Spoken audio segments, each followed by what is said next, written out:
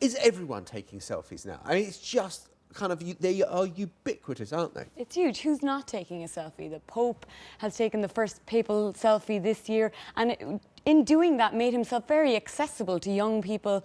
Michelle Obama has taken a selfie in the last month. There's very few people that don't understand what selfie is or are not getting involved in it. It's fun, and of course it deserves to be word of the year. Fad or permanent?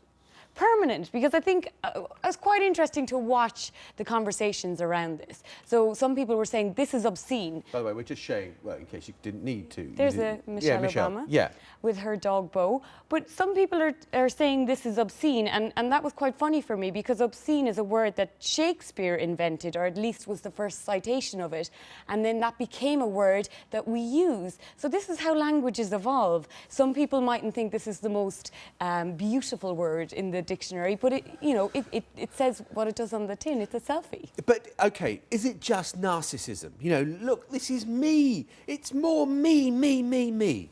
I mean, we're given every day something else that we can publish ourselves with, either if that's a blog or a social network, or take a photo of ourselves. And there is a slight narcissism that comes along with. There's a lot of smug selfies, but it's, if it's done in humour, I think it works quite well. It can be done really badly as well. I mean, there's this big campaign against people taking selfies at funerals, which has become a bit of an Instagram trend at the moment amongst young people. That I find quite strange. But, there's fun selfies. And the one behind you, that astronaut, I mean, can you not sum up a selfie in a better way than that? Well, no, I mean, absolutely spectacular. It also, I mean, what's so fantastic about that picture is, okay, look at that. Look at where I am. I mean, and I suppose those selfies which you just marvel at something you are witnessing behind you. You know, I kind of was in Kenya recently and saw the migration of wildebeest, and you just think, oh, I can't believe I'm watching one of the kind of natural wonders of the world. I know you took a great one, didn't you? Did take a selfie. Because when this building was officially opened, the Queen came. And there was Sam Barry with her camera phone. Is she taking a picture? Everyone else is facing the Queen.